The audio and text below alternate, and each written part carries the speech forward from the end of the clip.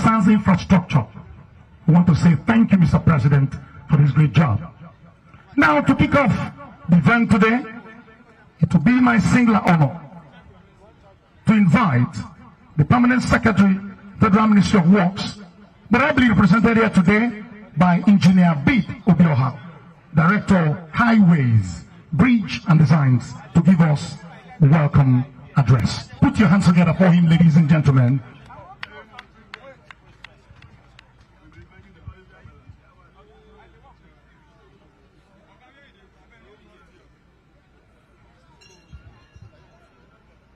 Your Excellency, the President and Commander-in-Chief of the Federal Republic of Nigeria, distinguished Senator Bola Ahmed Tinubu, GCFR, ably represented here by the Executive Governor of Anambra State, Professor Charles Soludo, CFR. The Honorable Minister of Works, distinguished Senator, a distinguished Fellow of the Nigerian Society of Engineers, Engineer Dave Mweze Omai, CFR. My revered traditional rulers, members of the House of Representatives, members of Anambra State Executive Council, permit me to stand on the already established protocol. Your Excellency, Professor Chukwuma Soludo, it is with great pleasure that I stand before you today to mark the official flag off of construction of access road to the second Niger Bridge, linking Delta State and Anambra State, Phase 2, contract number 8793. This project represents a significant milestone in Nigeria's journey towards enhancing infrastructure and transportation, as well as an enabler of economic growth. Good road infrastructure reduces the risk of accidents, injuries and fatalities by providing a smooth, well-maintained and well-designed road network. Efficient road infrastructure facilitates the transportation of goods and services and the people, thereby stimulating economic growth, trade, commerce, which are critical components of the renewed hope agenda of the present federal government. It increases accessibility by providing access to essential services such as healthcare, education, and employment. It also reduces traffic congestion. Investment in road infrastructure can also generate employment opportunities, stimulate local and contribute to poverty reduction. Other benefits include improved quality of life, shorter travel times, fostering tourism, and promoting social and economic development. I would like to extend my sincerest gratitude to President Bola Ahmed Tinubu and Senator Engineer Dave Mweze Omai, CON, for their invaluable vision and determination in making this connecting access road to the world-class second Niger Bridge a reality. The access road will eliminate annual traffic gridlock at the Niger Head Bridge that has been persistent for decades. The access road to be begins at terminates on the Enugu-Onitsha Expressway with an interchange at this very location we are in Ogbunike. The road length is approximately 17.7 kilometers and includes about 7 flyovers and a valley bridge. The width of the carriageway varies from 35 to 46.5 meters. The road surface is constructed with continuous reinforced concrete pavement, also known as CRCP. To the staff of Federal Ministry of Works, to the contractor, I offer my deepest appreciation for your hard work and commitment towards the successful implementation of this landmark project under the leadership of our able Honorable Minister, Senator David Mweze Omai. Your expertise, passion and collaboration in driving this project forward. I would also like to take this opportunity to appeal to Anambra State Government, local government, residents and communities along the route, and all other crucial stakeholders to support this project during the construction period. Your assistance will encourage the contractor to expedite the project execution. As we embark on this exciting journey, I urge the contractor, Majors CGC Nigeria Limited, to concentrate on the primary goal and objective of this project, which is to construct the access road to second Niger Bridge, linking Delta and Anambra states. Adapt to any challenges that may arise and remain committed to delivering the project. It is now my honor to be here today to witness the flag off of this legacy project. Let us work together to make this project a resounding success. Thank you all, and God bless all of us.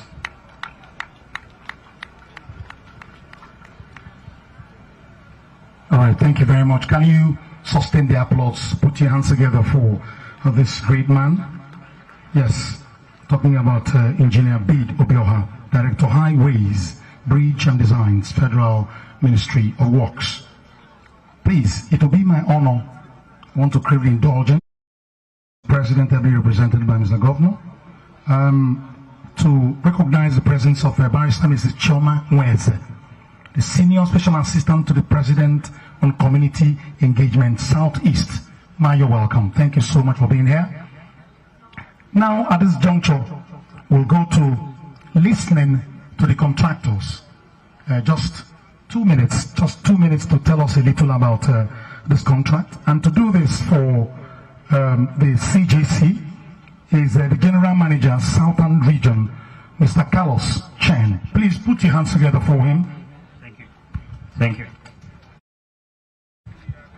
Your Excellency, the Governor of Anambra State, Your Excellency, the Honorable Minister of Works, distinguished guests, esteemed partners, and honored colleagues, good afternoon.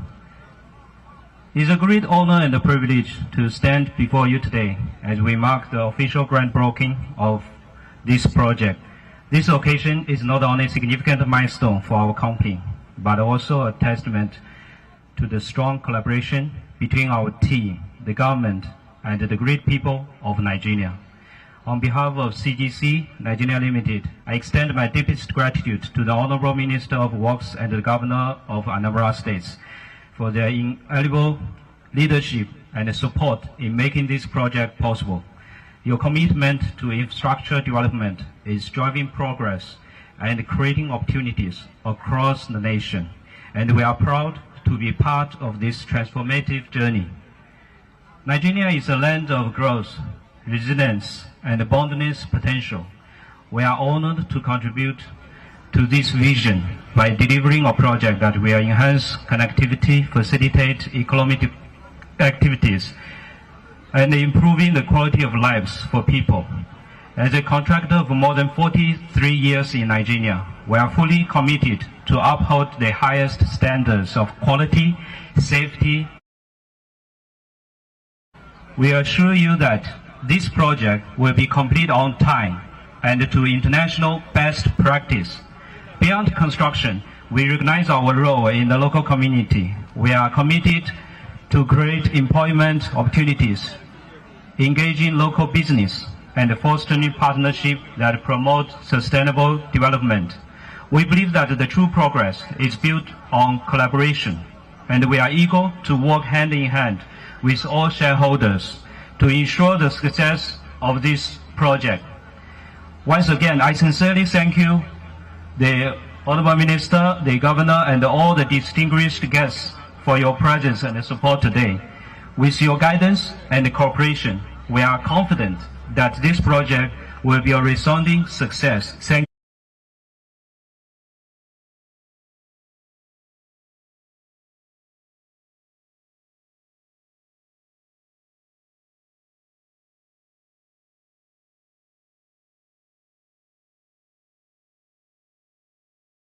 those that will come to give goodwill messages, to please make it 2 minutes, not more than 2 minutes. At this juncture, let me invite the President General of Obunike Community, Chief Samuel Obiako Akodinobi. Please come forward, just 2 minutes. Thank you. Thank you. Mine is just a short speech.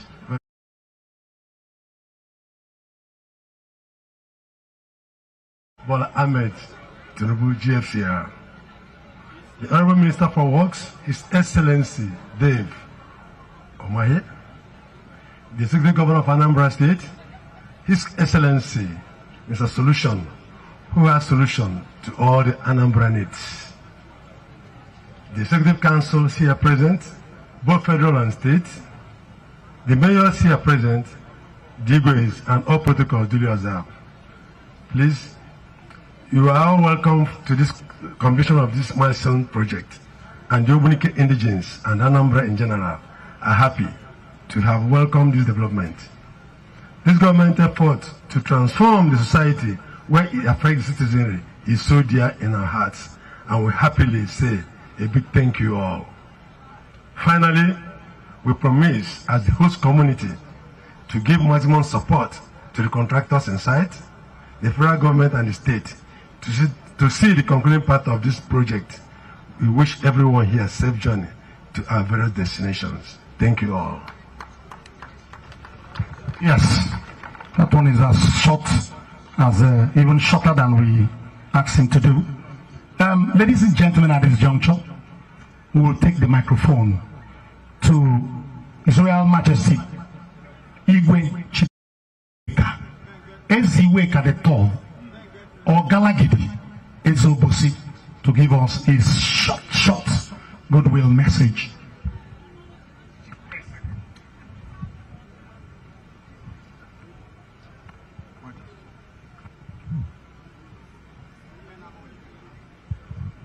Your Excellency, the Governor of Anambra State, Professor Chukwuma Soludo, CFR, the Honorable Minister for Works, Chief Dave Umahi, you're welcome to Anambra State. I greet the House members here present, the PGs. Now let me rest on existing protocol. Today is a remarkable day, a wonderful day. Since the second Niger bridge was finished, we have been looking forward to this day when the approach roads would be continued, because we knew it was part of the project. And just recently, the executives of the CGC came to my palace and expressed the fact that the project is about to start. And it was a very welcome development for us. We thank our President, Chief Bola Ahmed Tinubu.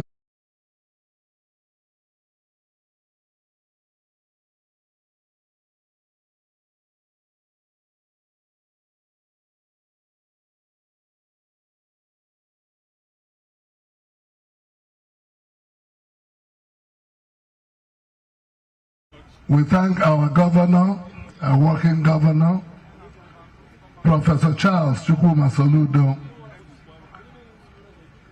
our able and diligent governor, for all the good works he has been doing. The recent movement, security movement, Udogachi and Aguna Chamber, which has set all these bandits that have been terrorizing us and put them on the run. Governor, we thank you. We salute you.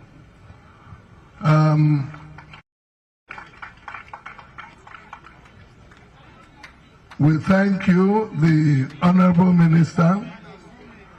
We always knew that you are an achiever from what you did in Ebonyi State, and now as the Federal Minister for Works, you are doing and doing more. We commend you and we salute you. I greet all Anambra State people who are here today, and I pray that God bless our families with peace, progress, long life, good health, and prosperity. I pray in the name of Jesus Christ. Amen.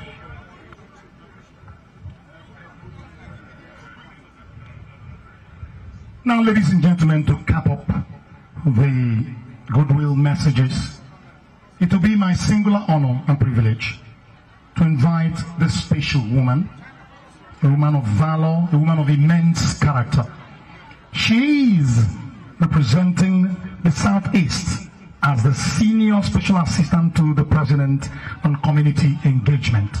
Put your hands together as I invite this Amazon beautiful woman, Barrister Mrs. Chioma Nweze. Please, a round of applause for her as she comes to give us her goodwill message.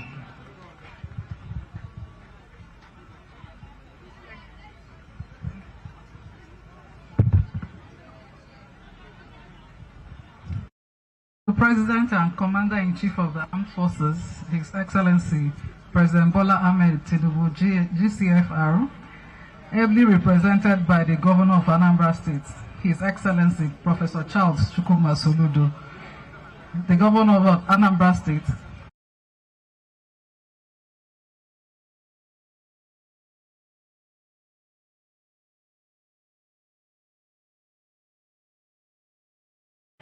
it is with immense pride and profound joy that I have come here to join our stakeholders to flag off the access road to the second Niger Bridge. It is quite an honor to be part of history today. As we flag off this access road connecting the second Niger Bridge, today's event marks a significant milestone in our quest to enhance connectivity, facilitate trade, and promote economic development in the Southeast. For years, our people have clamored for a sustainable alternative to the River Niger Bridge. And today we have gathered to celebrate the realization of that dream and the President Tinubu's administration's commitment to listening to the voice of citizens. Your Excellencies, distinguished ladies and gentlemen, I would like to express my gratitude to all stakeholders who have contributed to the successful completion of this engineering marvel and other ancillary projects both in Anambra and across the country. On that note, permit me to register my unreserved appreciation to the Honorable Minister of Works, Engineer Chief David Umahi, whose engineering expertise and fine project delivery, quality, and speed up infrastructure projects in Southeast and other parts of the country too. As the Senior Special Assistant to the President on Community Engagement in Southeast, I am proud to be part of this administration's efforts to drive development and growth in our region. I reaffirm my commitment to continuing to facilitate and attract developmental projects and initiatives from the Presidency to the Southeast region. Through my office, I will continue to liaise with relevant stakeholders, including various state governors, to ensure that the region receives its fair share of federal resources and attention. Just 2 weeks ago, in David Umahi University, I flagged off free cancer screening, free dialysis, and free eye tests for 1 year for all the Southeast communities. I want to Before I conclude my address, I would like to acknowledge the remarkable progress made by His Excellency Governor Soludo in transforming Anambra State. Your vision for a prosperous state is evident in the various initiatives you have implemented since assuming office, including the Oka Ekulobia Agolo Nnewi Road, Nnewi Otuocha Road, and Oka flyovers, and many more. These infrastructural projects demonstrate your administration's commitment to transforming Anambra State and improving the lives of its citizens. In addition to this, your administration has also made significant strides in other areas, including education, healthcare, agriculture, and security. Finally, I want to state that Mr. President's love for Ndibo is no longer in contention, and this has manifested time and time again in massive infrastructural projects across Igbo land, in appointments, and spread of democratic dividends. We have never had a chief of naval staff in Igbo land before. We have never had a minister of works in Igbo land. For that, we thank you, Mr. President. I commend all Southeast governors for moving us forward on all fronts.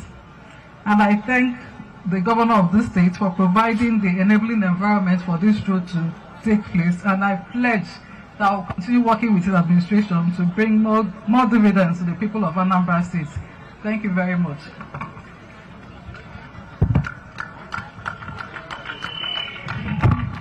Wow, I told you that she is an Amazon. Thank you very much, ma. The man who, when he left Ebonyi State, he became a senator. When he finished as a senator, he became a minister. You know, it looks like this man I'm about to introduce to you has something in common with the governor of Anambra State. When he builds with cement stabilization. And when Mr. Governor of Anambra State builds, he builds with cement stabilization. The man I'm about to call now has changed the trajectory of building roads and infrastructure in Nigeria. He has been on the road since he became Minister of Works. Ladies and gentlemen, talking about His Excellency Engineer Senator David Mweze Umahi, CON. Dangosa.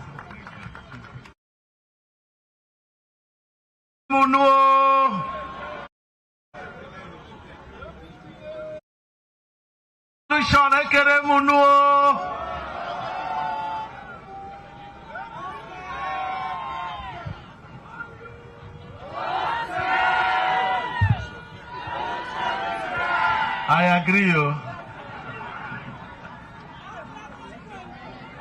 Your Excellency, the President, Federal Republic of Nigeria, Senator Bola Ahmed Tinubu, JCFR, my own boss, and our good brother, the brother to Southeast, here represented by another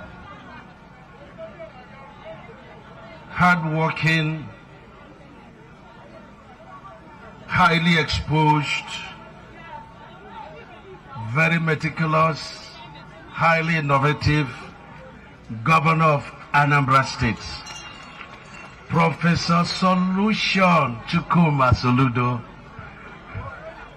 Put your hands together for him. Unamakwa kesi akwake bao.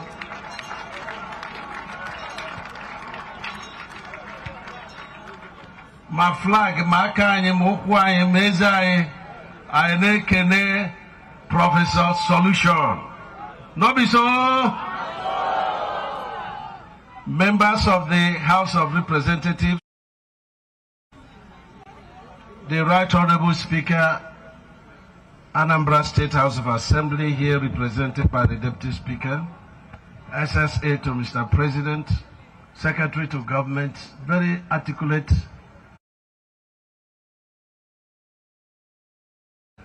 You know, Professor Soludo, we never choose any mediocre to work with him. And very hardworking, I will call him colleague. He's a junior minister, that's the Commissioner for Works, Anambra State. Very hardworking. The Chairman, Anambra State Council of Traditional Rulers, His Chidubem Iweka. Other traditional fathers of ours, the representative of my very hard-working permanent secretary, who rushed back to Abuja yesterday to ensure that all that we need to do this week are done. Engineer Fonsho Adebiyi, here represented by the head of design and bridges, who is in charge of this project, Engineer Obioha. Members of Anambra State Executive Council, mayors of local government area council, president generals of various communities, members of the media, my dear brothers and sisters. In the Anambra Kenemu no Siana dunyerem maka oye yana solution. Arakukwa keba. Your Excellency, let me thank you very much. The police, you can move so that I can have eye contact with the representative of the president. You know, to get job now is not easy, so you must make sure your job is intact at all time. Your Excellency, thank you very much for the warm reception you gave to us and communication you have maintained, you know, since we told you to come in to flag off this. I thank you for the support you always give to my office. I thank you for deep appreciation you've always expressed to Mr. President for finding a son of Southeast worthy to be the Minister of Works for the first time in the history of Nigeria. You're a good man. You are our key leader, and I appreciate you deeply, and I appreciate you highly. Idikeo namidike deje o. I congratulate you for 3 years in office. I watched you from beginning to the end, and I learned a lot. I saw government house. I see Anambra. Because when our brother Peter was here, I came to that government house. I vowed never to go there again.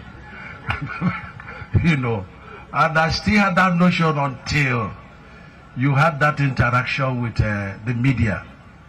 I don't know whether you were lecturing them or you were showing the projects in Anambra State. Congratulations. I think you are very, very highly underreported. But you are the cause, because when somebody is very busy, he doesn't care, you know, about what people beyond his state are saying. You are interested in developing Anambra State, and that is what is taking your time, you know. And I commend you very, very highly. When after seeing all those things, I say, you know, even Christ was criticized. That some criticism you have against performers, like, you know, President Tinubu, like, you know, Professor Soludo, is born out of envy and jealous. What they could not do, and you are doing it. How are you doing it? It is divine. It's divine. We are taking lessons from you on the way you have brought peace and security in Anambra State. We are taking lessons from you. When I was coming, I even saw them, you know, Udogachi, Anambra State. I monitor you, and I learn a lot from you. Congratulations. Congress. And what you have done in terms of innovative governance, especially in the areas of empowerment, the Millionaire Club, the Youth Millionaire Club. That is the way to go. You know, when people say they are doing training, are you training them and after what happens? But you're training them based on their skills. And after that, you have empowered them in millions. And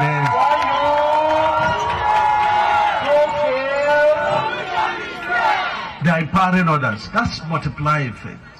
it had geometrical progression in terms of, the catalyst to the economy of Anambra State. I have learned that even if it's 10 from my community, I have to also start to do the same thing. You have literally turned Anambra into a construction site. And I am not surprised because your party is, All Progressive Grand Alliance. Meaning that you are alliancing with progressive to learn what the All Progressive Congress are doing. From your friend, the president. You are learning all the cops. And so you see progressive versus progressive. What do you have? Miracles. Miracles. Miracles. Not be so. And we should come and learn governance, with you. And organizing the party at the governance at the center is not helping the people. You are not playing this politics just because you are a friend to Mr. President. This is your nature, putting the people first. And I want to tell Ndibo, up and down. They are just after themselves. Because when you are talking, you have to weigh what you are saying. Will it be beneficial to my people? Will it help my people? Will it secure my people? That is how to be leader of the people. Not just to be looking for something for yourself. Look at what we are witnessing today. If you have my type, minister of ministries, will you benefit anything? It is me that will be benefiting. But this one, Minister of Works, it was every other appointment. And that's what the president has given to us. It's a demonstration of trust, demonstration of love, demonstration of partnership, and a grand alliance. No be so?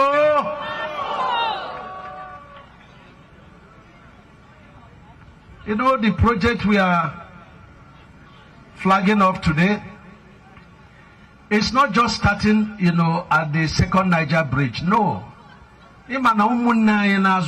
Lagos, they problems. Hasina Lagos about the Shagamu interchange.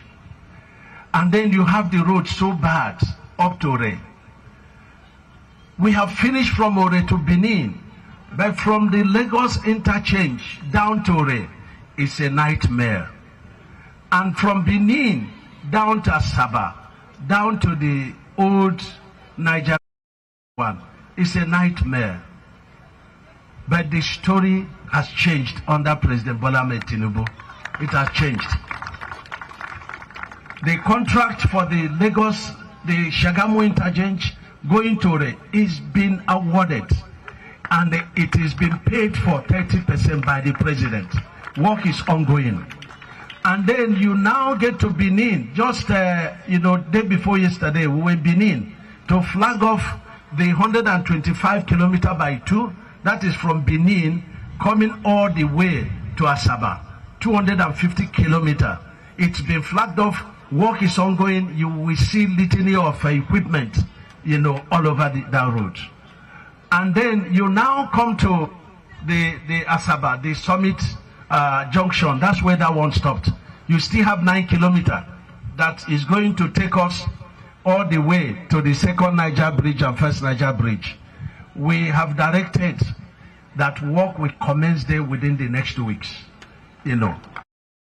This stretch is going to have CCTV camera, is going to have solar light, all through. So our people from Lagos down to Asaba, down to Onitsha, we have breathing, fresh air to breathe. And it's not stopping there. We've also awarded the dualization of Onitsha to Owerri. And then the ongoing project of Port Harcourt to Enugu is there. So we have seamless, joy to, journey, all the way from Lagos. And so this project we are doing today is such that we have the from Shagamu, down to Enugu. We do not want, the traffic jam within the town. And so the president thought it, his usual, courage and smartness to do a bypass. He's doing a bypass. Yesterday we flagged it off at Asaba. And that bypass is going to take us out of Asaba as we are coming from Benin to Asaba. It takes us out, 17 kilometers dualized and on concrete pavement, and it will bring us straight to the second Niger bridge. And then when you are at the second Niger bridge, then you are not going to be passing through the town of Anambra State. So the Onitsha is going to be bypassed so as to, avoid the traffic jam there. And so it's going to take us through, I think, Atani, and then through Obunike, and they join us to this, Onitsha Enugu project. And through the assistance of the governor, and then redirected construction of the Enugu Onitsha road. We have dismembered it, one section for MTN, another section is of April. Attempt to get all the roads in Anambra to be motorable, courtesy of Mr. President. And I want to tell you that the 256 kilometers of road from Makurdi to 9th Mile is ongoing. It's $1 billion dollar project. $1 billion project. It's ongoing, it's dualization. It's going on, it's stopping at Southeast. I want to tell you that Port Harcourt Enugu is ongoing. There are 4 sections there that are all ongoing.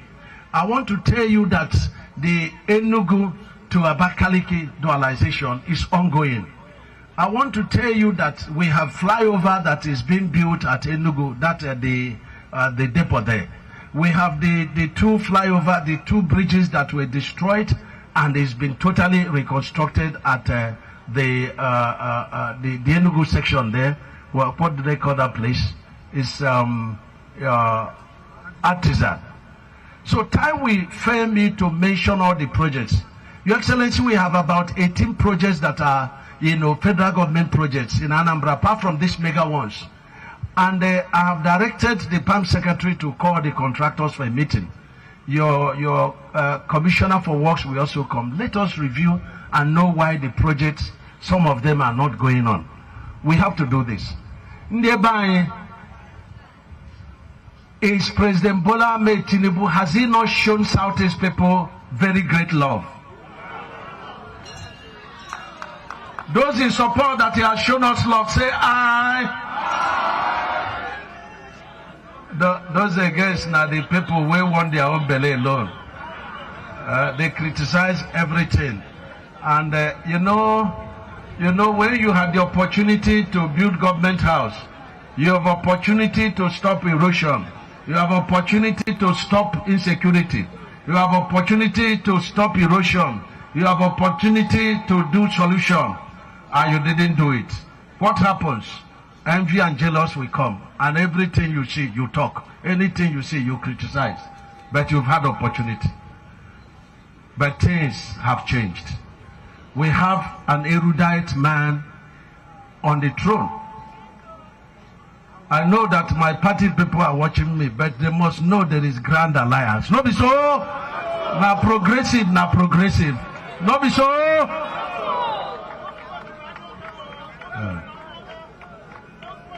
We owe President Bola Ahmed Tinubu. One is to pray for him and his government. As you are praying for him, you are also praying for the governor. If you pray 7 days, the 6 days, the 7th day, you join me, you put me for the prayer. No, be so? The second one is to support him. If there are our brothers that are disgruntled, that are criticizing, we must say no. They don't represent us. No, be so? And I thank the Igbo, where there was, the demonstration, the last one. The entire Igbos, Whether in Nigeria or outside Nigeria, they say no, we no demonstrate again. We have woken up to support the central government, and we have been reintegrated into the central government, and we are benefiting. It's not appointment that is, benefiting, unless it's appointment like this, my own. It is this roads that is the benefit. It's the bridges that is the benefit. It's the flyover that the benefit. These are the benefits. Not to say you didn't appoint me, there was a time we had everything. Everything you can call appointment. What did we do with it? So we have moderate appointment, but key ones. Naval Commander, Minister of Works, not be a small minister, not be so. So we have to support the president.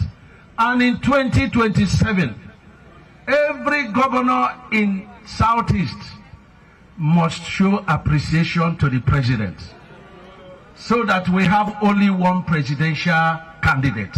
That is payback time. We are not yet campaigning, but we are giving information to our people. No be so.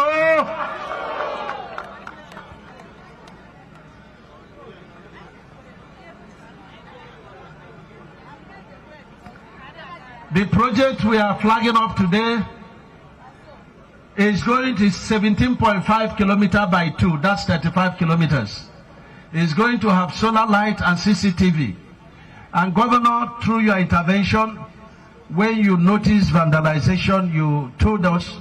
Today we have put in CCTV at the Top Mainland Bridge. We've changed all the light to solar light.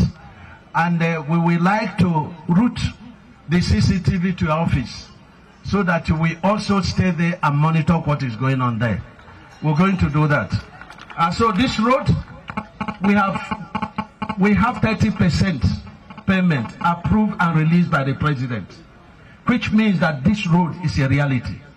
Now, the contractor, our policy now is that you cannot come and say you are doing network. What we want them to do is to do comprehensive clearing.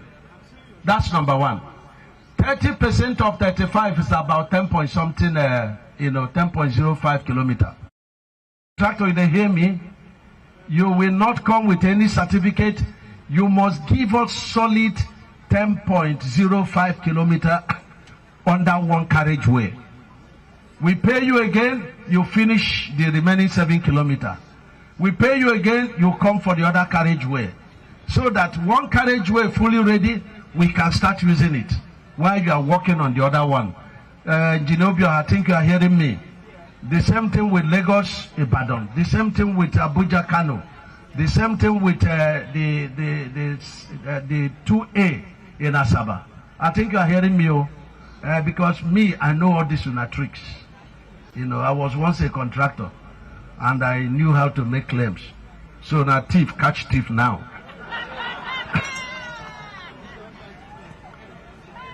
So, obi de moto ino na etiti umunnem. Ununye no governor any support. Is that okay? No ya support. No na arusi oru ike. Na kwado ihe ndị Igbo na-eme. Na kwado president. Maka no eto nwoke na nkome ome ọzọ.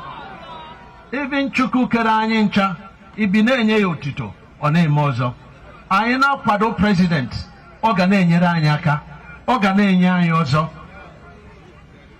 Oge erugo oge anyị ga-eji mata ihe. All this criticism, antagonism, they are not helping us. We are very industrious. We need fairness, equity, justice, and equal opportunities. And then we'll be able to develop our talent, God-given talents.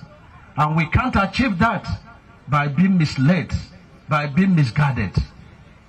So I want to thank you for coming out, for owning this project. Your Excellency, in the last administration, they passed a policy that compensation is to be paid by the governors. And yesterday, when the governor of Delta was representing the president, he said something very significant. He said, I'm directing the governor of Delta State to liaise with the minister for the compensation to be paid. Your Excellency, today you are the commander-in-chief, and we need you to direct the governor of Anambra to pay compensation so that we can fast-track this job. That will help us very, very well. And we want to assure you of quality job. We want to assure you of partnership. We want to assure you that the president has a lot of regard for you and appreciates so much your commitment in his governance. Thank you very much. Thank you very much. And God bless you. Thank you. Oh my God. Please, can you sustain the applause? Can you put your hands together for Nwaibu? Ladies and gentlemen, this is a man God has sent to us through the President of the Federal Republic of Nigeria. And now, that man who believes that people should be given a life, he says, and I quote, the poor will not only breathe, but will get up and run. End of quote. Ladies and gentlemen, can you put your hands together as I invite the President of the Federal Republic of Nigeria, yes, Senator Bola Ahmed Tinubu, GCFR, ably represented by Mr. Governor of Anambra State, Professor Chukwuma Charles Soludo, CFR.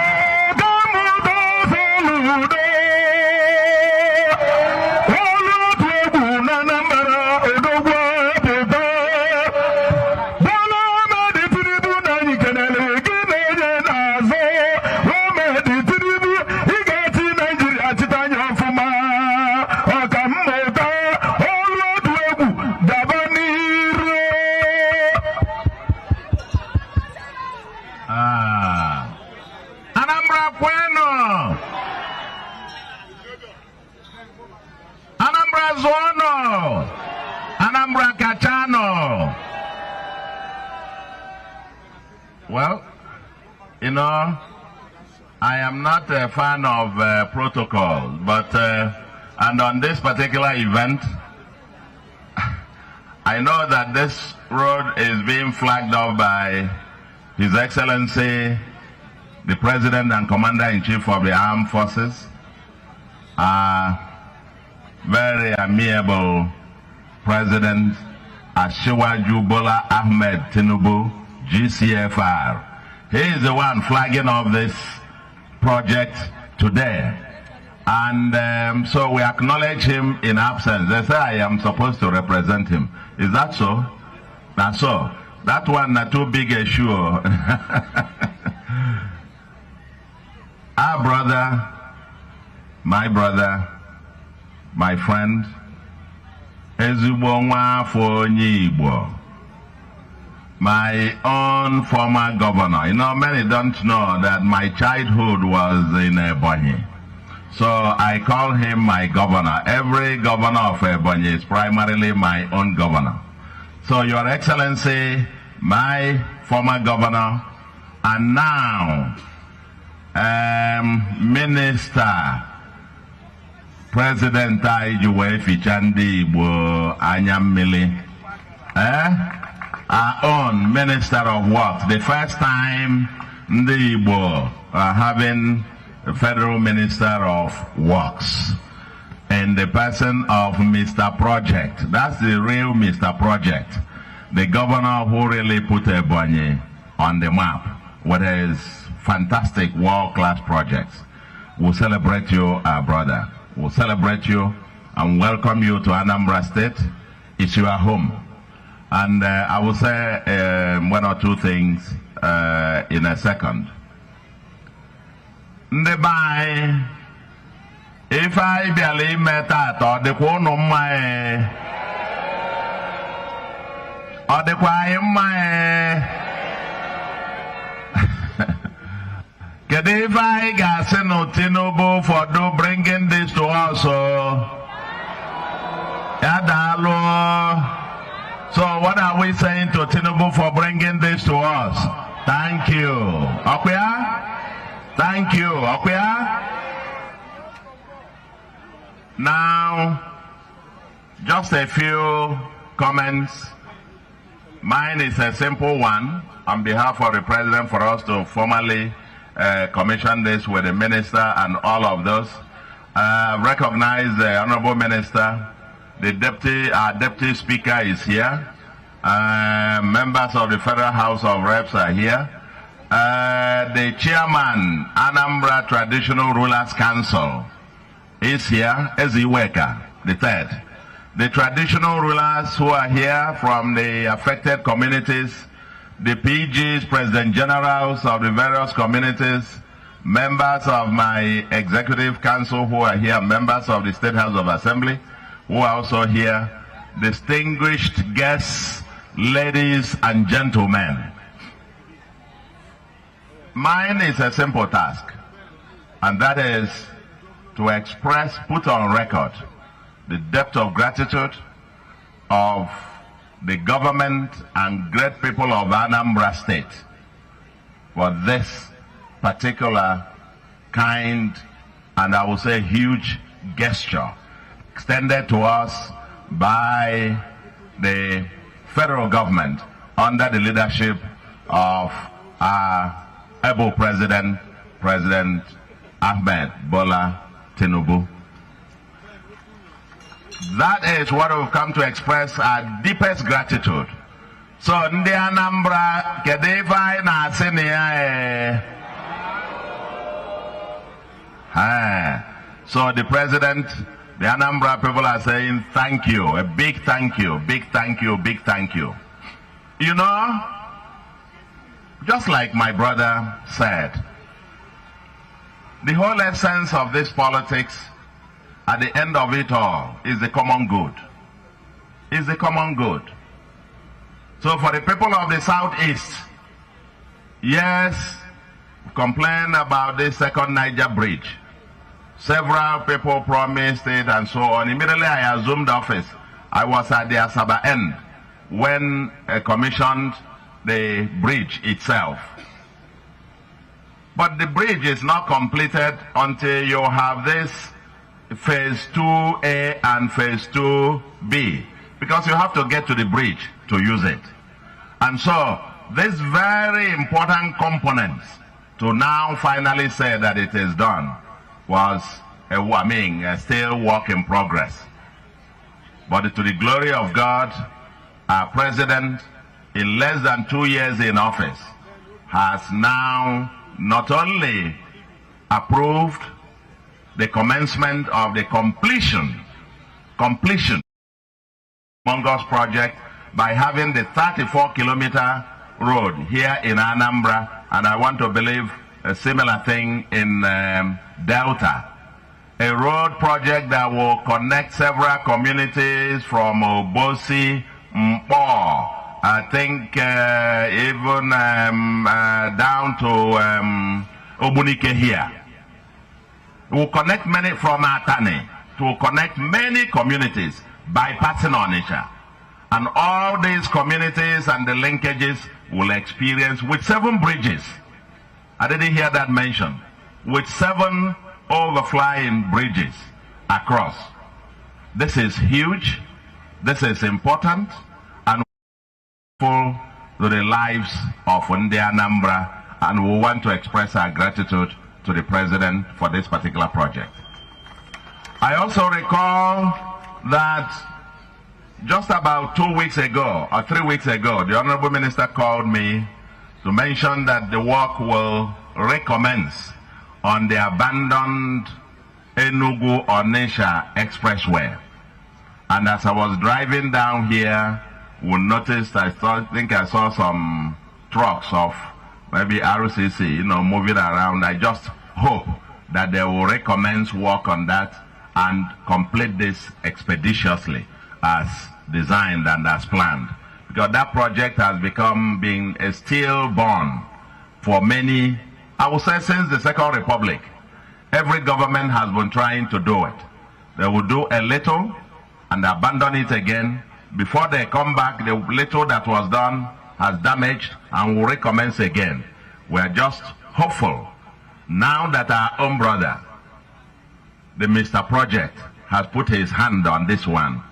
Sooner or later, the full length of the Enugu-Onitsha Expressway will be fully motorable. So that if I live here, I want to get to Abakaliki, it will be a matter of minutes, not hours, as it were. Few minutes will be in Enugu, and few minutes you'll be in Abakaliki, as it were.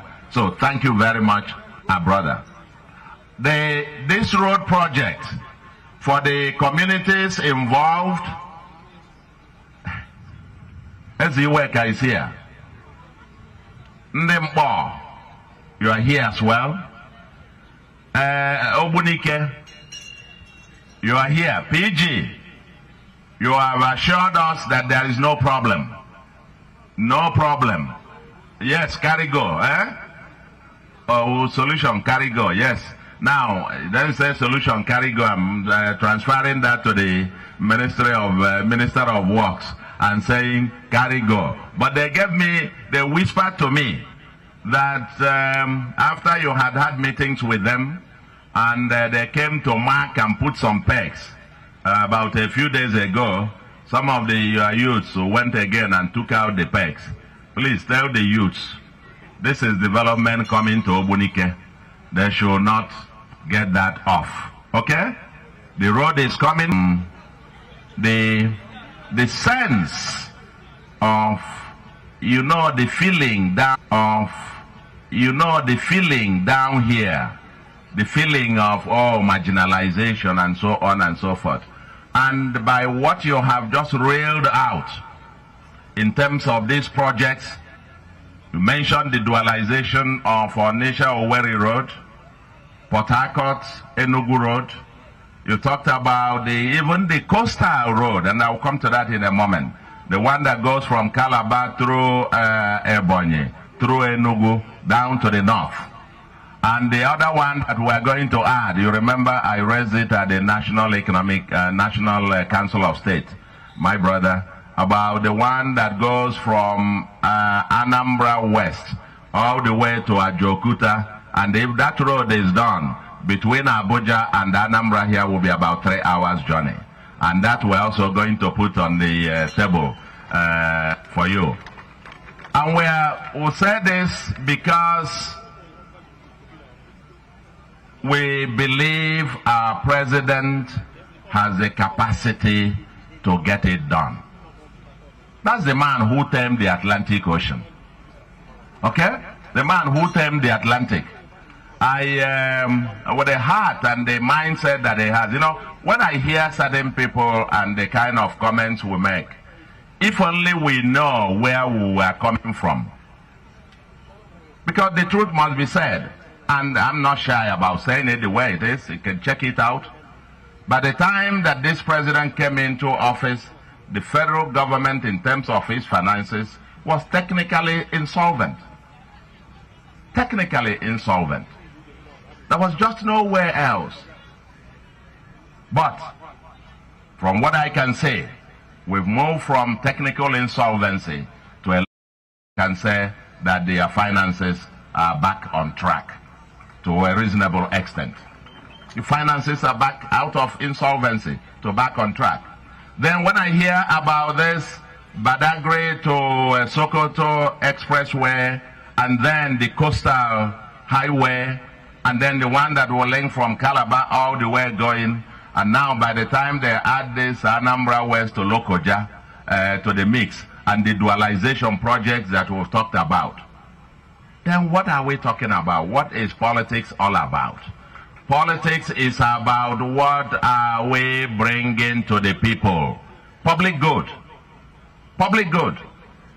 During the Second Republic, and I mentioned there was a point you made, Honorable Minister, which is, you made it in a jovial manner, but it's a fundamental message to our people in the Southeast. And that is about partnership for the development of Southeast. In the Second Republic, the Right Honorable Dr. Iwe, with the Nigerian People's Party, in the then Anambra and Imo, forged an alliance with the National Party of Nigeria, NPN. And it was that alliance that we had Dr. Alex Ekweme as Vice President and another Igbo man as the Speaker of the House of Representatives. It was that alliance that led to the building of Enugu-Onitsha Expressway and the Enugu-Port Harcourt Expressway. That's what we got, and that's what endures.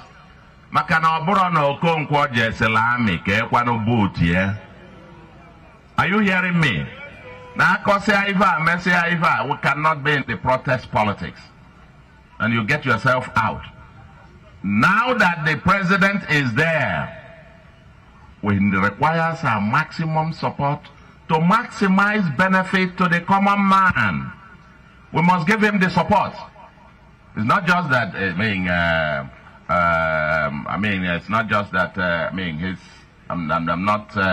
I'm proud to say that he is my friend, but I know that he is doing well for Ndebai, and only through supporting him that we can get more. In less than 2 years, this is going on. For me, that's the bottom line of all of this. What is in it for my people? What am I getting home to them? What am I showing them? What will I get 8 years of protest? What did we get? Another 8 years of protest? No, we can't go on that way. We got to now be part of that. And so when you remarked, and it's quite nice that you said so, here in Anambra State, there is only one political party. Here in Anambra, there is only one political party. APGA! APGA! APGA! Here, what is APGA? APGA is All Progressives Grand Alliance. Honorable Ubanagaga,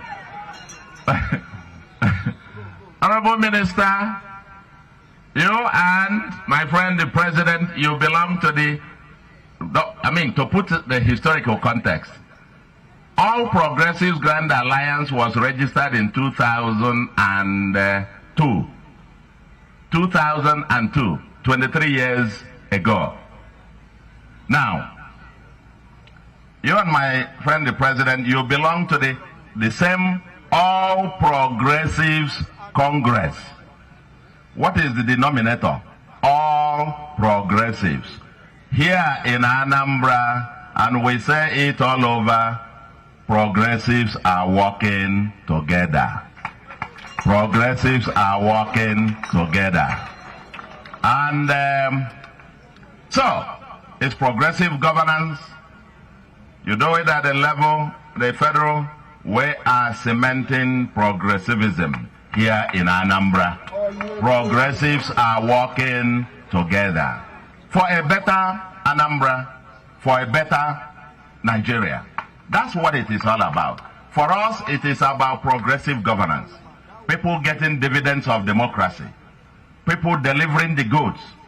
With all these projects that were mentioned, and I'm very happy that you are requesting a commissioner for works and your federal director in charge of all these projects, because all the federal projects in Anambra, literally all of them, except these new ones that our president is starting. The other ones started some 2018, some 20, whatever, and so on. They had all lapsed.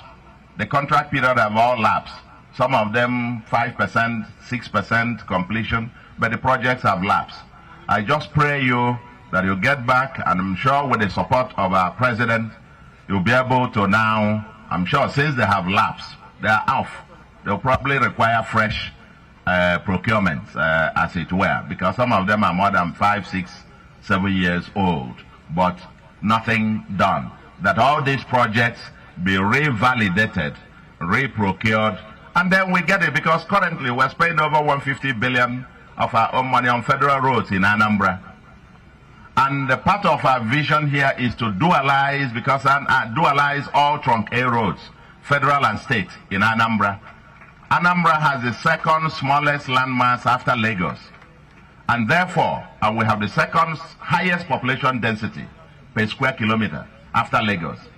And if we don't broaden the highways today, in 20, 50 years' time, it will be almost impossible to move around in the state. So we make it a deliberate policy. We gazetted them. We are going to be dualizing the much that we could. A major chunk of it, more than 60-something kilometers of it, a federal highway now in the state. So we'll welcome this partnership. We'll look forward to more. But it's only through cooperation, partnership, and working together that we can achieve more for our people. They say if you want to go fast, you go alone. If you want to go far, you go together. And we are not shy to say, here in Anambra, the progressives are in charge. And the progressives in charge here collaborate, partner with the progressives at the federal level and support the federal level to be able to maximize benefits for Nigeria and for the Anambra. And therefore, for our people, Ndebai,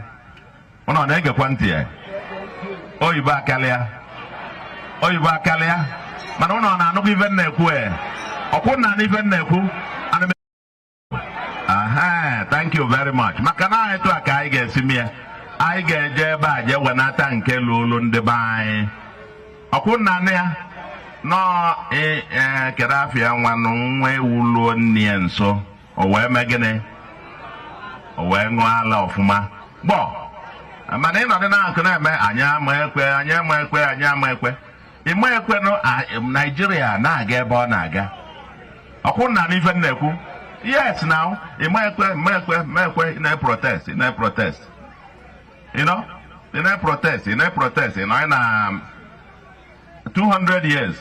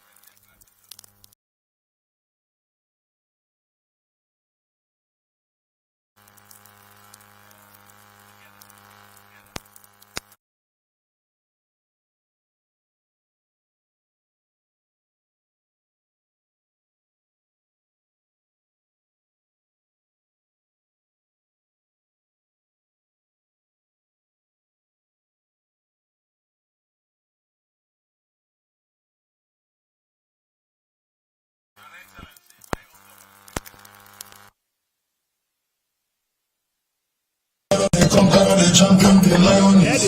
Thank you.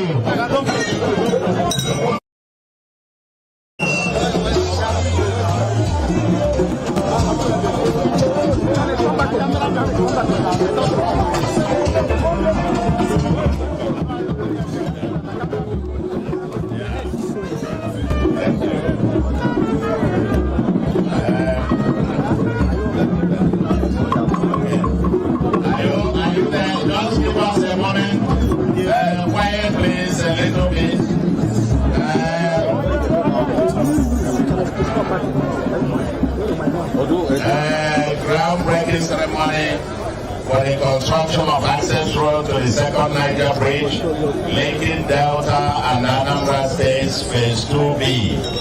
On this 25th day of March 2025, by His Excellency Bola Ahmed Tinubu, GCFR, President, Commander-in-Chief of the Armed Forces, Federal Republic of Nigeria, to the glory of God.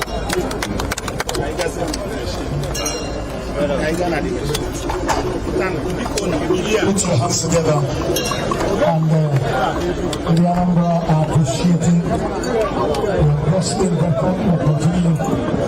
Calm down now.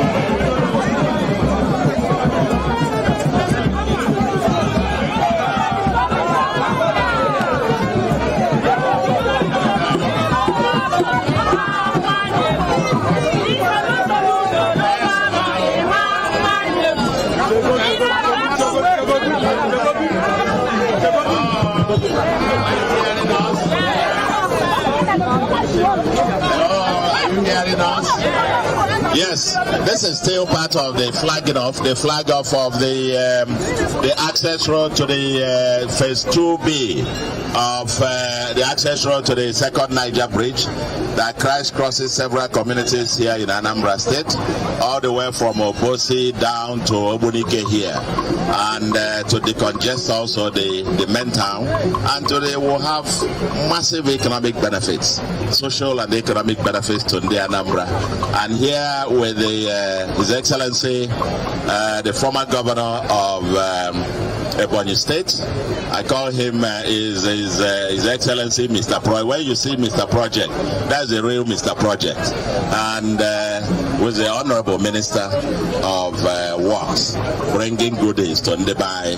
Honorable Minister, to the glory of God, welcome, and we're deeply, deeply very grateful. We appreciate this gesture, and this project is done by the grace of God.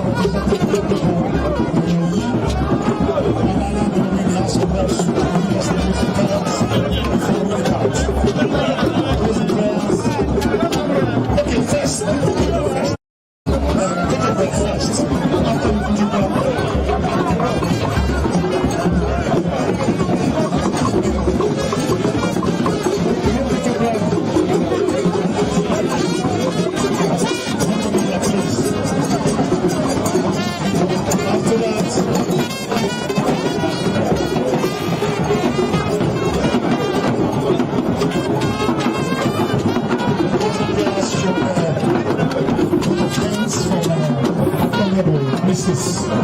Maureen Wacham, then we depart.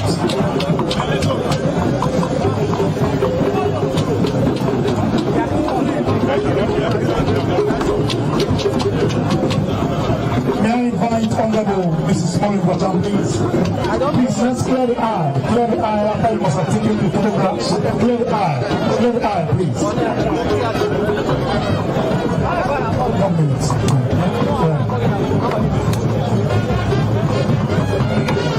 Your Excellency, the President of the Federal Republic of Nigeria, President Bola Ahmed Tinubu, Your Excellency, every presented by our solution governor. I'm okay like this. I'm tired. Solution governor, Your Excellency, the Minister of Works, Senator Engineer Dave Umahi.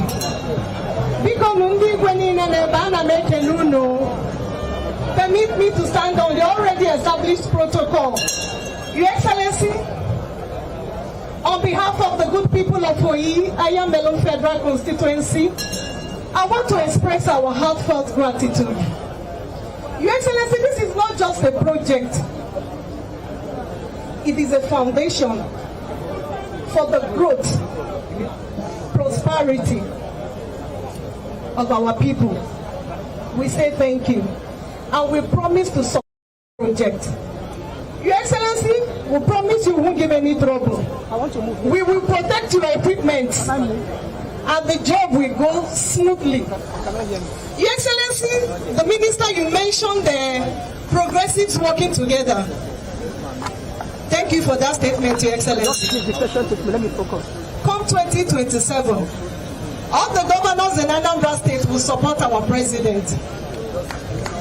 Your Excellency, also, we have our own election this November as members of Progressive Democratic Party. Your Excellency, let that support be extended to Anambra State.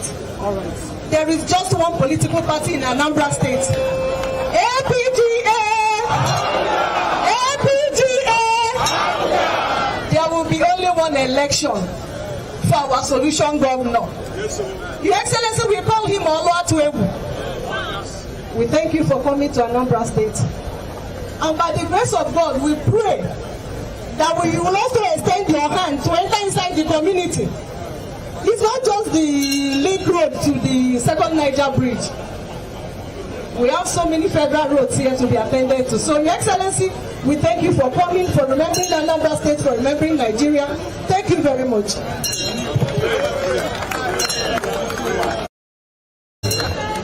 Thank you very much, ladies and gentlemen, to once again pledge our allegiance to the Federal Republic of Nigeria. Let's rise for the national anthem. Nigeria, our own dear native land. Downtown brotherhood we stand. Nigeria's own and proud to serve our sovereign fatherland. Our flag shall be a symbol that truth and justice reign. In peace or battle honored, and this we contest gain. To our children, a banner without shame. Oh God of all creation, grant this our one request. Help us to build our nation where no man is oppressed. And so with peace and plenty, Nigeria may be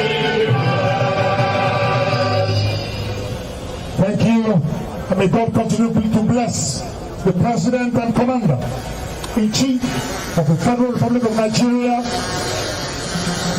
His Excellency Senator Bola Ahmed Tinubu, the President that is doing well, and also our Governor, Mr. Governor.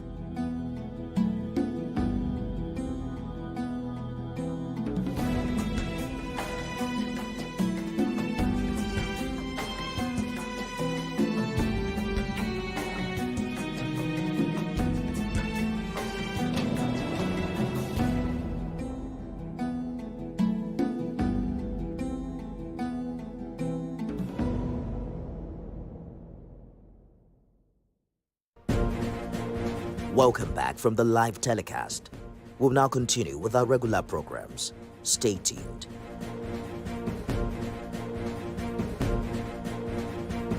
Magazine, but I know nothing about it. You're saying that attack was very effective. I can tell you that. I don't know anything about it. The Atlantic magazine released a stunning and alarming report about the accidental leaking of the Trump administration's coordination on classified military operations targeting the Houthis in Yemen.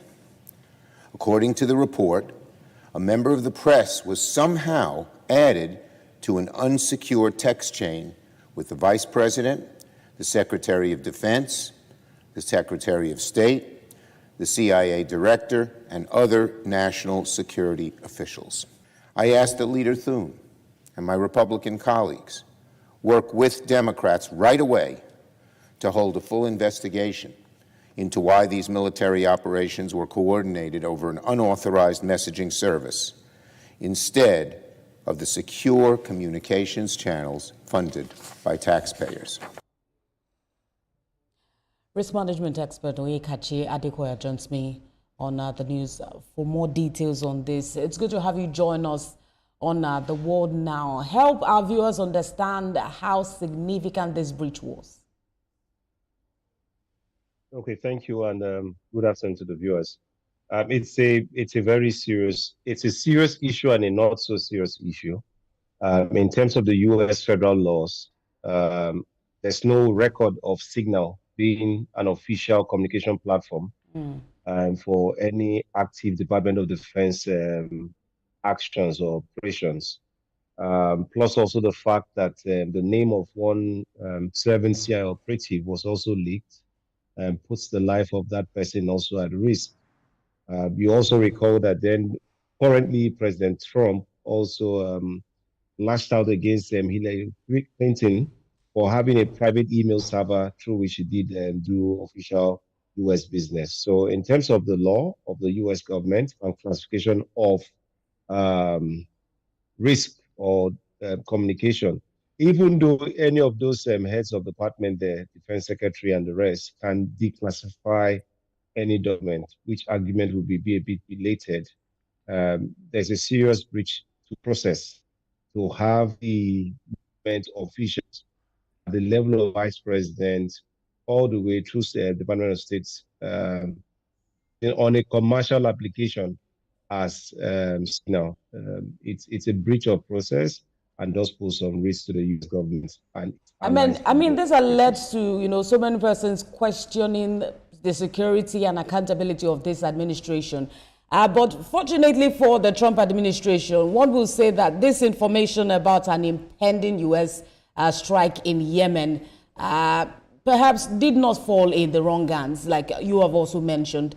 But unfortunately for this administration, it was observed by an influential political journalist. Let's talk about the legal consequences of this.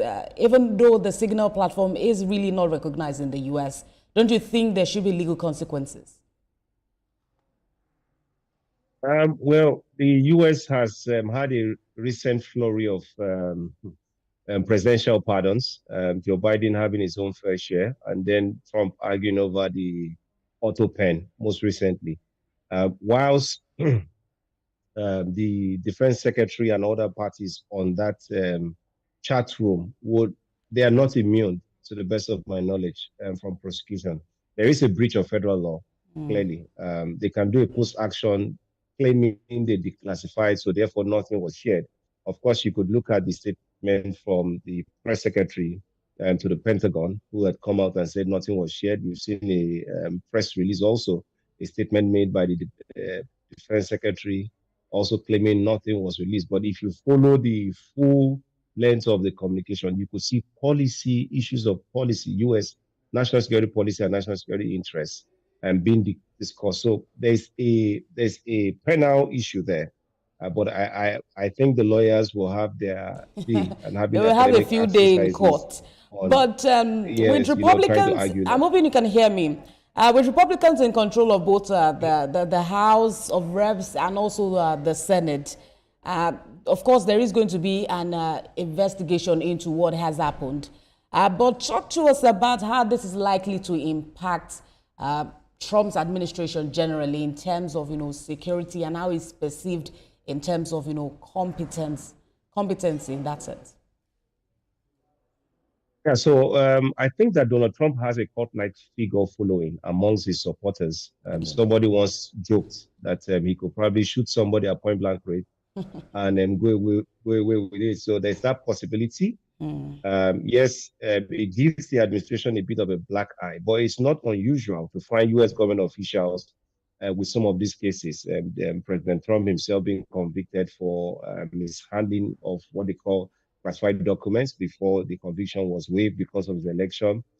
President Biden, while he was VP, Secretary of State Hillary Clinton. So it's just a talking head in the U.S. polity for now. And it raised the question to countries like Nigeria. Who knows whether you have government officials chatting off on WhatsApp group? Signal is a relatively reliable platform, which a lot of businesses do use to create like groups, where they communicate. So it's just another black eye for the Trump administration, but one I think will pass very quickly after 2 or 3 flurry of tweets. Who knows what we may see next from the U.S.? Maybe a deal with Greenland or something over Ukraine, and then all this goes away. So I don't think it's something that will last within the U.S. political space for too long. I mean, this is a call to action, especially for those who utilize some of these independent social platforms. But thank you for talking to us, risk management expert Oyekachi Adekoya. Thank you for joining us on The World Now. Thank you for having me. Thank you.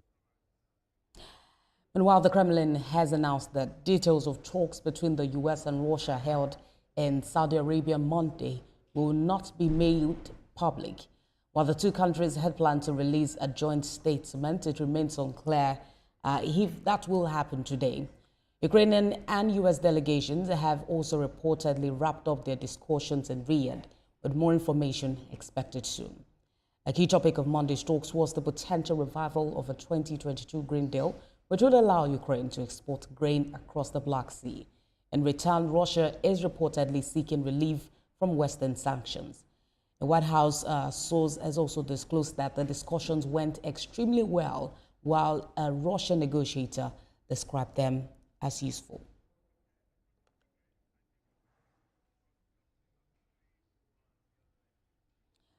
And just after the break, we'll be having the chairman Nigeria in diaspora Russian chapter, Godwin Ibe, talk to us about hopes of these talks.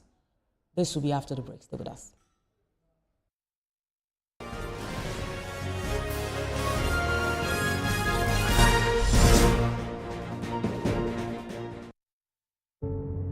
Doubt and fear doesn't occur at the canvas, it shows in the canvas.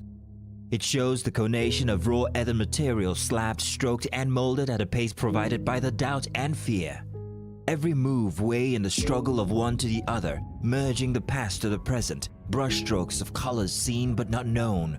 For when the wailing stops, the pieces settle down in abject beauty erected for a century of a century.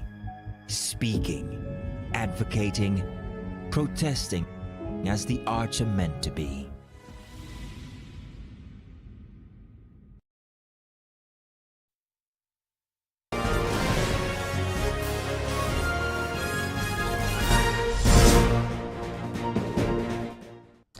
Thank you for staying with us on The World Now. We're talking about the two countries, Russia and Ukraine, which are planning to release a joint statement, although it remains unclear what both countries have decided. Ukrainian and U.S. delegations reportedly wrapped up their conversations in Riyadh today. Well, joining me for more on this is the chairman Nigeria in diaspora Russia chapter, Godwin Ibe. Thank you for joining us on The World Now.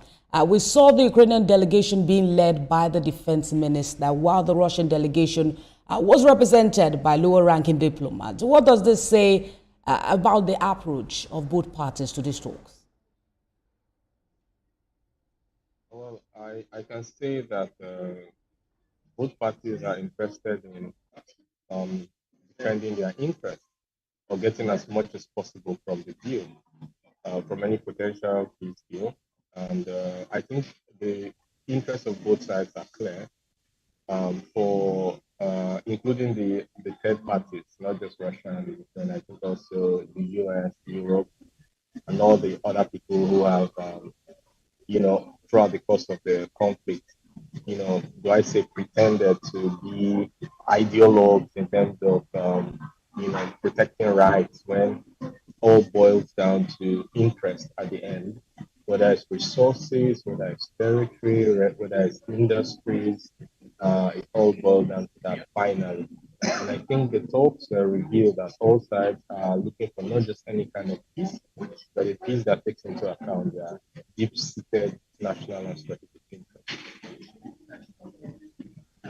And for a peace that considers this kind of factors, the position of Russia and Ukraine, from what we've always seen, is really far apart. We know that these are enemies. But from what you observe, would you say that the negotiators, especially from the US, have been able to narrow down some of these rifts and make an agreement more likely? Well, the truth is that it's only the US and Russia that has leverage in this conversation. And the other parties will have to accept to disagree, unfortunately, or do I say fortunately, by these two parties. The reason is that Russia, we're just looking at the map, you can see Russia has the largest land mass. Sometimes I ask myself where the other countries were, including my dear country, Nigeria, when the plot of land was shared. Okay, I'm being a little bit cheeky. But just looking at the global map, you can see that Russia has the largest land mass. They are filled with resources, has the military power to protect its interests. US, one of the, if not the biggest global superpower today, if China hasn't overtaken it. These are the main factors in geopolitical powers globally.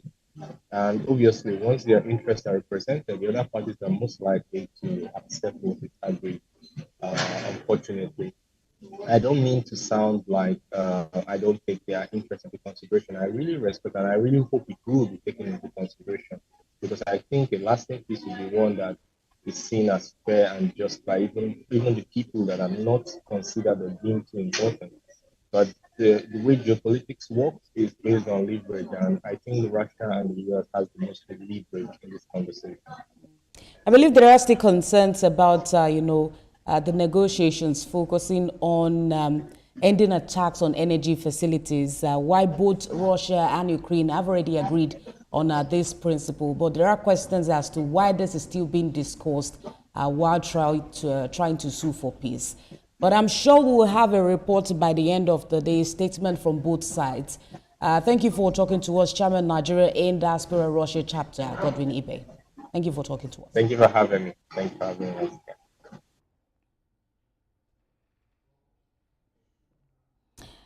Now let's turn our attention to Turkey, where protests have entered the sixth night following the arrest of Istanbul Mayor Ekrem İmamoğlu, a key political rival of President Recep Tayyip Erdogan.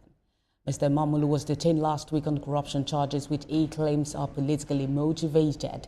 Erdogan, meanwhile, has blamed opposition parties for feeling unrest, calling the demonstrations evil and accusing them of provoking violence.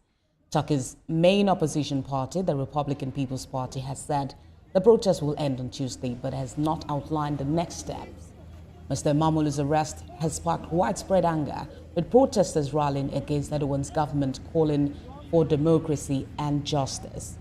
While the protests have been largely peaceful, some clashes have occurred, and police have used water cannons and pepper spray to disperse the crowds.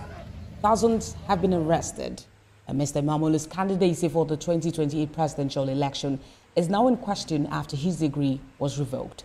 As tensions rise, the situation in Turkey remains volatile, with many calling for a return to democratic principles. Meanwhile, Angola has announced it will cease its mediation efforts in the ongoing conflict between the M23 rebels, the Democratic Republic of Congo and Rwanda, citing failed negotiations and external interference. The decision was made public by Angola's president on Monday, March the 24th. Angola had been facilitating talks with the goal of direct negotiations between the DRC government and the M23 rebels.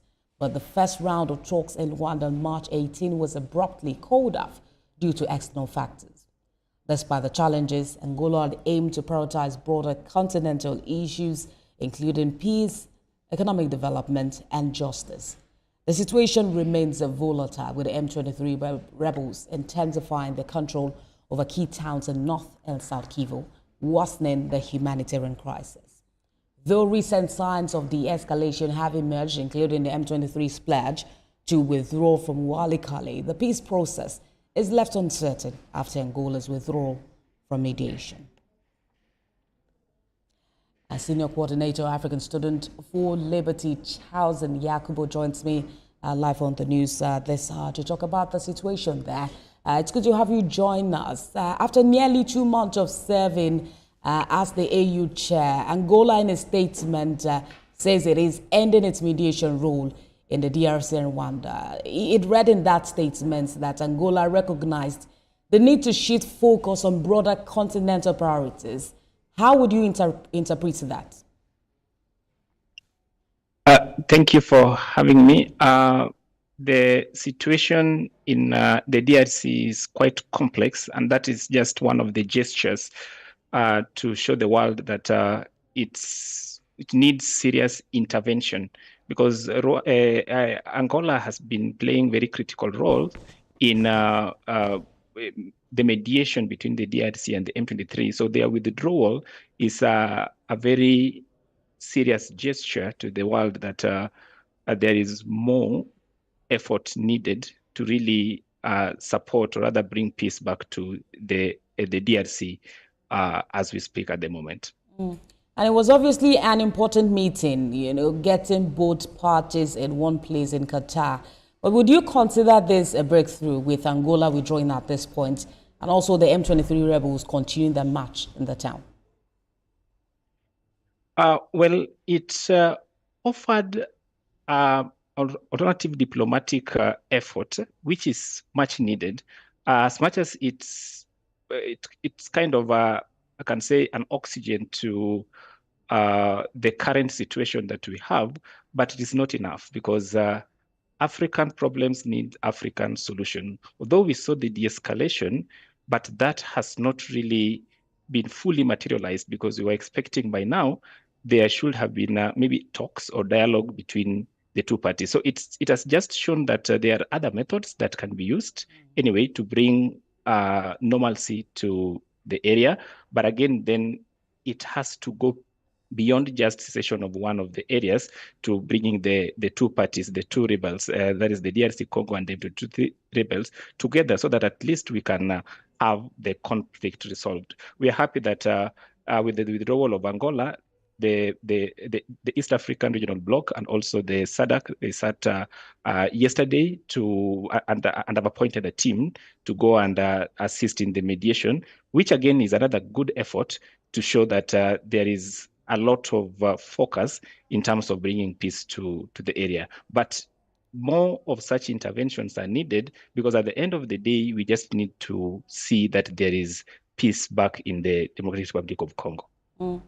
And when you say that African problems should get African solutions, we've seen the President of the United States, Donald Trump, saying he is interested in the DRC. Would you say this is good news or bad news for that nation? It depends. It boils back to the interest. We do not have a free lunch in this world. So with the United States or any organ saying that they want to support, that we also interrogate what do they need in return. Is it a genuine support? Because you'll remember that the DRC conflict issue, also one of the major catalyst is the foreign interest, the minerals and the gold that is in that area. So it has to be looked in a very careful way. I would be happy to see that the African Union, the SADC, the East African Regional Bloc, and even ECOWAS being at the forefront. Then, of course, if there's need for support, which will be very clear, that's now when the foreign maybe intervention will be needed. But singular intervention from any area outside Africa, I doubt that will also still be repelled by the team. We're also aware that the sanctions on Rwanda even exacerbated the situation even further. So we just need to figure out how then this political economic situation can be resolved within Africa with our resources that we have. And we had seen it before. The AMISOM is doing very well in the Somali restoring peace, and also even before we had the Nairobi process, which was led by the former President Uhuru Kenyatta, also had a lot of positive impact. So we need to go back to those and just see how then can we bring this to an end and come up with our own homegrown solutions. So let's look at the solution here. The DRC is blaming Rwanda for the M23 rebels takeover. Rwanda is also blaming the DRC for the FDLR. None of these parties seem like they are willing to compromise despite negotiations in the past, although there are hopes for this particular negotiation. But would you suggest a military response at this time? A military solution is very unlikely to bring a lasting peace in the DRC. And I think it has been tried before and it failed terribly. The presence of multiple armed groups, the foreign interest, and of course, the complex ethnic dimension, which can be rooted back to even, as way back as during colonization, really makes it so difficult for the military intervention to really be a solution. And I think it can even exacerbate the situation further. I think diplomatic engagements, political negotiations, and addressing the root causes of this conflict, such as governance issues, economic grievances, and regional tensions, are very essential for a sustainable resolution, not military intervention. Senior Coordinator, African Student for Liberty, Charles and Yakubo, thank you for talking to us at this time. Thank you for having me.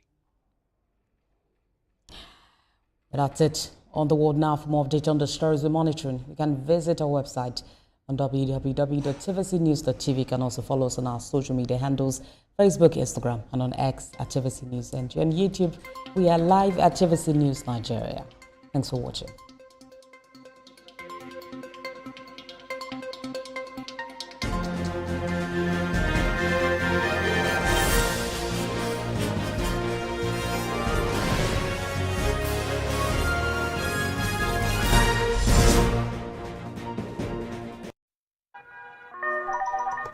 Hello, TVC Communications. How can I help? What makes TVC the right choice for my business? Excellent question, sir. Let me share some exciting facts with you. Start your day on TVC Entertainment with Wake Up Nigeria, a family and lifestyle show. Your view empowers women globally. It's your view, let it count. Entertainment Splash delivers the hottest celebrity trends. On TVC News, we keep you informed with breaking news and in-depth analysis of events shaping the world. I will continue to speak the truth. TVC News at 7 and TVC News at 10 p.m. delivers the most important stories of the day. Max